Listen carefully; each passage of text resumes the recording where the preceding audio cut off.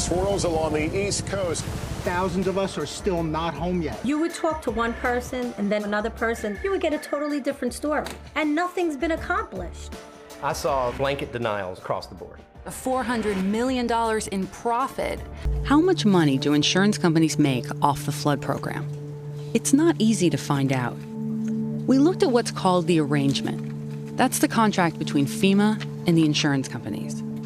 Every year, the companies take about a third of the premiums they collect as fees for running the program. The rest goes to settling claims. Those fees come to about $1 billion a year, sometimes more depending on the number of claims and policies. So how much of that is profit? Milton is the 5th hurricane to hit the U.S. this year, and that means many Americans are losing their homes. Now, flood insurance is supposed to help out, but it is becoming harder and harder to find. Regulators can't force private insurers to offer coverage, and companies can leave the state entirely if they're losing money. Florida insurers have declared bankruptcy or otherwise failed since 2003. Insurance companies, I think they're often very scammy, and we all have to have car insurance, and if you live in an apartment, you have to have renter's insurance. Car insurance is, in my view, notoriously scammy, where they go out of their way to find reasons, excuses not to cover, and you got to read the fine print and go, oh wait, I do have to pay this time. Why do we even have this? And you're required to have it under the law.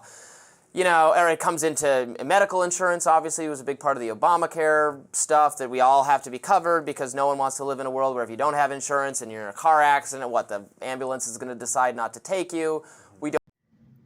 Hey guys, welcome back to my YouTube channel. It's me here, Comrade Lavender here, and today I'm back with another anti-capitalism true crime deep dive YouTube video topic.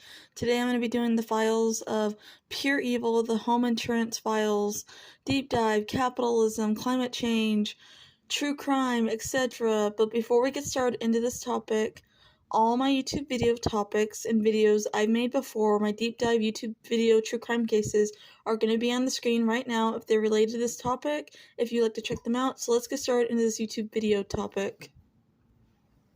Well, as you may have discovered firsthand, it's becoming harder and harder to get homeowners insurance policies in California. State Farm and Allstate stopped writing new policies, citing wildfire risk. Yeah, others are limiting new customers. I was in so much shock. I couldn't believe it. AAA cited a puzzling reason for not renewing Marilyn Smith's policy. She and her husband had drained their swimming pool to conserve water during the drought. She just flat out told us that because the pool was empty. Because the pool was empty? What's that got to do with canceling our home insurance? The couple drained the pool after their grandchildren grew up and moved away. We decided, well, we don't use it, the kids have moved in different states and stuff. You just screen it. And then that saves us the maintenance and then just the water because it does evaporate. So you have to be putting water in there every couple of days. Now they used the empty pool like a hothouse to grow potted tomatoes and lettuce. But the AAA notice said the pool showed signs of deferred maintenance. I don't understand what their problem is. Because you empty a pool and you're saving on water. Private insurers leave homeowners in the dust when it comes to the climate change crisis caused by capitalism. Working people across the country, especially in states such as Florida and California, which are on the front lines of the climate change capitalism-caused disaster, are facing an appalling insurance crisis. By 2050, it's expected that the amount of land consumed by wildfires in the western United States will increase by 2 to 6 times. Along the south and eastern coast, hurricanes have intensified, which lasts much longer, to which causes unprecedented flooding. Under capitalism, the only option for working-class people is for-profit property insurance, which is facing huge losses, cutting into their profits. The main purpose of an insurance company is to make a profit for its shareholders. When a single home burns down, they are happy to pay out and reinforce the illusion that they exist to help people on their worst day. But when 1,000 homes are burned down, or a whole entire town is burned down, they fight tooth and nail to deny claims, cancel policies, limit their losses, and rearrange their obligations. In California, 3 insurers, State Farm, Allstate, and Farmers, cover about 40% of the state's home insurance market. Together, they represent a combined $255 billion in total assets as of 2023. After decades of profits, all 3 of them have started to lose money in recent years due to the climate change disaster causing massive wildfires. In response, they've revealed their true nature and their true colors. Rather than spend some of that $255 billion to fulfill their obligation of helping working class people, they've all stopped or severely limited new home insurance in the state. Adding insult to injury, State Farm recently announced that 72,000 existing home and apartment policies will be canceled. Many of them paid their premiums for years without having a claim. Much like California, Florida is also experiencing a massive insurance crisis. Following years of massive hurricanes and floods, the average cost of a homeowner's policy has reached $6,000 per year, 3.5 times the national average. Working class families are being forced into impossible situations as a result of this, forced to try to budget for the increase or relocate in a housing market burdened by insurance crisis. Outrageously, Florida's private insurers turned a $147.3 million profit in 2023 on the backs of working class families paying outrageously high insurance premiums. Fair Plan has been characterized as a ticking time bomb with an exposure of $300 billion that far exceeds the paltry $200 million it has on hand. When the next major wildfire hits California, the Fair Plan expects to access billions of dollars from the private insurers authorized to transit property insurance in the state, which will be levied in direct proportion to each insurance company's share.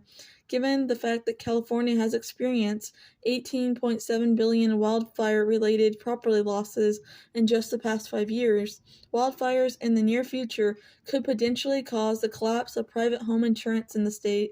Capitalist politicians are scrambling to keep for-profit insurers in their states, an impossible task as the climate-caused capitalism disaster has decimated their ability to make capitalism profits. Let's not beat around the bush. The major private insurance companies are in the process of leaving the property insurance industry altogether because it's no longer profitable. After decades of collecting money from working class people and families, most of them who never saw a cent of that return, they are happy to leave us in the face of brunt of the capitalism disaster while they enjoy massive bonuses. For working people, losing home insurance coverage often means breaking a mortgage agreement, which can easily cost families their home. The business of disaster. Insurance firms profited $400 million after Hurricane Sandy. PBS Frontline investigation focusing on the insurance companies that profited in the wake of Superstorm Sandy and the government agencies that were supposed to help people rebuild their homes. Communities examines why 3 years after the storm, thousands of people are still not home, despite billions of dollars spent on recovery efforts. Business of Disaster reveals that private insurance companies working for the government have made hundreds of millions of dollars at the same time that thousands of homeowners are claiming they've been underpaid. For some, disasters are big money. We saw thousands of storm survivors stuck in bureaucracy and red tape, insurance companies and contractors making millions of dollars in capitalism profits, federal aid not reaching homeowners, and government agencies admitting they failed in their efforts to help people when they needed it the most. In an effort to understand the scope of the profits being made, the investigative team spent months collecting data on insurance company expenses and revenue. Following a complex money trail, the investigation explores allegations that insurance companies systematically underpaid thousands of homeowners on their flood insurance claims and delves into how much the billions in housing aid sent to local governments like New York City is actually helping homeowners. At the center of that system is the Natural Flood Insurance Program, which is designed to help disasters such as Hurricane Sandy. Like almost everyone with a mortgage who lives near water pays for flood insurance through that program. So more than 3 years later, most residents expected to be home after this, disaster. Flood insurance pocket nearly 30% average profit. To understand the challenges homeowners are facing, they set out for the Toms River, New Jersey, where Quinn's house used to be. Night of the storm, a wall of water surged across his lot, swamping Quinn's foundation and most of the first floor. State officials said his house had to come down, so he had it raised. Quinn had the maximum flood insurance policy, $250,000 in coverage, but when the letter arrived from the insurance company, he didn't get the $250,000. He only got $90,000, and it wasn't enough to rebuild his home. Now, more than 3 years later, he's still paying the mortgage on his non-existent home on his lot while he rents the home he lives in now. I knew right off the bat something was wrong, he says. I did not realize that the game was stacked against us like a stack of cards, and there really is no way to win. If it was a game, he wasn't the only player. Thousands of homeowners across New York and New Jersey were underpaid big time. Some got just a fraction of their policies in months and years after the Superstorm Sandy. Hundreds of homeowners in New York and New Jersey filed lawsuits claiming that they not only were they shortchanged by their flood insurance policies, but they were cheated. David Charles, an insurance adjuster who represents homeowners, says he always loved his job but never had any problems with insurance companies. But after Hurricane Katrina destroyed much of Louisiana and Mississippi coast in 2005 and became the most costly storm in United States history, things changed. There was so much money spent on Katrina, the insurance companies paid out so much that there was a noticeably sea change in the attitude of insurance companies going forward, he says. My files started coming back to me. Take this out, take this out. Every single change they made reduced the cost. Charles says he was seeing cutbacks no matter which insurance company he's working for. He says other adjusters shared similar stories. Jeff Coolidge revealed adjusters' files from multiple insurance companies after Superstorm Sandy. He says he quit his job in part because he was so bothered by what he was doing. The insurance firms he worked for used phrases like pre-existing, earth movement, ground settlement to reject homeowners' claims of flood damage. They used settlement a lot. Sorry your house looks like it shifted to the left a little bit, but I think it was like that when you bought it, Coolidge said. They told him to pay homeowners less than what they asked to be paid to rebuild, he says. He says that put out pressure on him to get the independent adjusters in the field in line to back up these conclusions, or else their flat fee was at stake. Now when a big storm hits, taxpayers mostly pick up the tab in the bill, and the insurance companies get paid regardless. Found a pattern among engineering reports that were used to reject or justify lower payments on homeowners' insurance claims. There seemed to be a template that many of the reports followed, which says houses hit by the storm were not structurally damaged by the flood, but were damaged by long-term differential earth movement. That means natural forces over a long period of time damaged the home, not whatever disaster had just occurred. That's what homeowner Quinn was given the reason his insurance company, Selective, who used to deny much of his claim on his home along the New Jersey coast. According to FEMA own internal documents, FEMA sided with insurance companies almost 75% of the time. A government audit recently found that the process received inadequate oversight from FEMA. Wright acknowledges that FEMA sent appeals to insurance companies, but since then, FEMA has reopened claims for review for anyone who felt underpaid by his insurance company. More than 19,000 people came forward in addition to the 1,700 who sued. So far, FEMA is finding out that more than 80% of the homeowners were underpaid by their insurance companies. As for Quinn, he sued and eventually settled with Selective. In addition to the $90,000 in claim money that he received, his settlement gave him an additional $130,000. Quinn paid one-third of his settlement in legal fees. Win or lose, FEMA pays all the insurer's attorney's fees. Until he can rebuild, he'll keep paying a mortgage and flood insurance on a house that no longer exists. Their 3-year-old son developed serious respiratory problems. And could not remember where he had parked his car. Telling me, these aren't allergens, lady, but they left me no choice. Melinda Ballard took on the insurance companies in 2001 when she won a $32 million judgment against Farmers Insurance, a controversial courtroom victory that propelled her into public spotlight. Skeptics unfamiliar with the details of her lawsuit and case dismissed the judge as outrageously full on the gullible jury, and the insurance industry has since used the award as a high-powered ammunition in its endless battle against frivolous lawsuits. Fewer people are aware that on December 19th, the Texas Third Court of Appeals reduced Ballard's award to just over $4 million in actual damages. She had refused to be cowered down by her deep-pocketed psychopathic opponents, and she has expanded her personal battle into a worldwide campaign on behalf of consumers like herself, homeowners who say they have used and been abused by big insurance companies who refuse to take it anymore, and though her former home has been reduced to a crumbling black mold ruin, Ballard remains proudly defiant. In her 1999 lawsuit, Ballard alleged that farmers committed fraud and bad faith in handling what had initially been just a simple water damage leak claim in her home.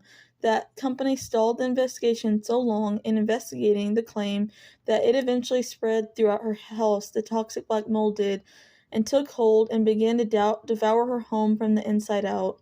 The judgment in the lawsuit couldn't have come at a more inopportune time for the insurance industry, and for farmers' insurance in particular.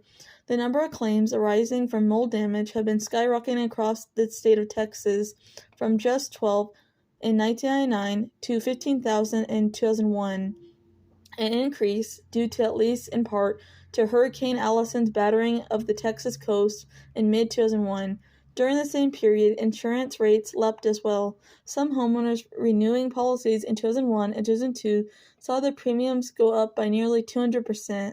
The industry insists that there is a direct cause and effect relationship between the rise in mold claims and increasing premiums. Customer advocates counter that the industry is using the mold issue as a cover for rising rates, reducing coverage, and decreasing the overall liability for claims. Ballard is not alone in believing that the real reason homeowners are paying more for less to cover the bad investments that firms made with their customers' premium dollars. Her legal battle originated and began in the mid-1998 when she had a bathroom plumbing leak repaired. According to the court record, shortly after the repair, her home's hardwood floors began to buckle and buckling. Ballard's floor contractor, Richard Roberts, first advised her to remove several of the boards to allow the floor to dry out, but the problem persisted, and in December 1998, Roberts advised Ballard to contact her insurer since the floor damage appeared to be very extensive, and moisture readings suggested that it was not drying out and it was getting worse. Ballard filed a claim with farmers, and according to Ballard's legal proceedings, a farmer's claim adjuster initially diagnosed the problem as slab setting, not covered by Ballard's homeowner's policy, and the company tested her plumbing for leaks, at first concluding there were none. A month later, farmer's engineer and second adjuster told Ballard that the damages had in fact been caused by two separate water leaks in her home, but added there were no active leaks in the house. According to Ballard, Roberts told the adjuster he was increasingly concerned about the potential for black mold growth if the hardwood floors and subflooring were not removed. Ballard asked farmers for permission to remove the flooring as a temporary repair and to mitigate the damages. Farmers rejected that request, directing instead that she only remove those boards with the most severe damage and cover the sub-existing flooring with plywood and carpet remnants while the claim investigation was processed. The policies say that the homeowner has the duty to mitigate damages. On the other hand, it says the homeowner must cooperate and agree to what the insurance company wants to do, recalls Ballard. When I filed the claim, farmers came out to adjust and said, "You need to fix this," but then they say, "We're not finished with our investigation, and if you make repairs, you'll lose your coverage." This is the dumbass theory of adjusting. Farmers offered to settle for $108,000. Unfortunately, that sum was no longer sufficient to repair the floors, not to mention the cracked windows, door frames, stairs, and buckling of the walls had occurred in the meantime. While the company's investigation was in process, if they had allowed me to pull up the floor immediately, Ballard says, my house would not be sitting there abandoned today covered in black mold. And it didn't end with the damage to her house. While farmers were still investigating, Ballard, her husband, Ron Allison, and their young son Reese had each begun experiencing flu-like symptoms, and shortly thereafter the family discovered a massive black mold patch growing in the walls. Ballard hired air quality experts who determined the whole entire house was contaminated with various fungi, including the toxic black mold Stachybotrys. In June 2000, Ballard and her family finally moved out of the house. Allison has since been diagnosed with toxic encephalopathy, Ballard says, a form of brain damage, apparently due to the poisoning of black mold, presumably emitted by the Stachybotrys black mold toxin. He has since been unable to work since he'd been experiencing dementia-like symptoms and suffers from seizures. From drones to airplanes, even satellites, your insurance company may be watching from above. Did this cause some sleepless nights? In San Francisco, instead of going house by house, Jeremy Solterbeck was stunned after he received a notice that Safeco Insurance, his carrier for more than a decade, wasn't renewing his policy. I couldn't believe this is how they decided, based on a tiny drone image, that we weren't worth insuring anymore. When he pushed for why, they sent him this grainy image. They're trying to show that the presence of dirt indicates that water has pooled and dried out. And he's not alone. Consumer advocates say across the country, insurance companies are dropping some customers based primarily on aerial photographs. In Virginia, Elizabeth Davis was sent this photo that her insurance company said showed discoloration and streaking on her roof. I was floored. I had a bit of a panic attack. Her options: repair the damage or replace the entire roof. She found another carrier. Home insurers are spying on your home from the sky with sketchy, shady CIA-like drones. Companies are using these sketchy drones to check out roofs or to spot yard debris and undeclared trampolines. Some U.S. home insurance companies are using drone surveillance to decide whether to insure people's homes or not, according to a report. In some cases, this has led to insurers refusing to insure homes due to perceived issues with the condition of roofs. This new tactic, seen as a way to drop high-risk policies, has riled up customers and some company employees. Insurance companies are allegedly commissioning private companies to provide the images. It has been reported that this is usually done without building owners' knowledge or prior consent. Various artificial imaging tools include drones named Mancraft and high-altitude balloons. Satellite imagery is also likely to become increasingly more popular. The widespread adoption of digital surveillance in the insurance industry has raised concerns and questions among customer advocates, especially regarding customers' ability to challenge the potential outdated or inaccurate images and claims. It is being forced some employees to quit their positions with insurance companies. It's like they're using anything as an excuse to get people off their books.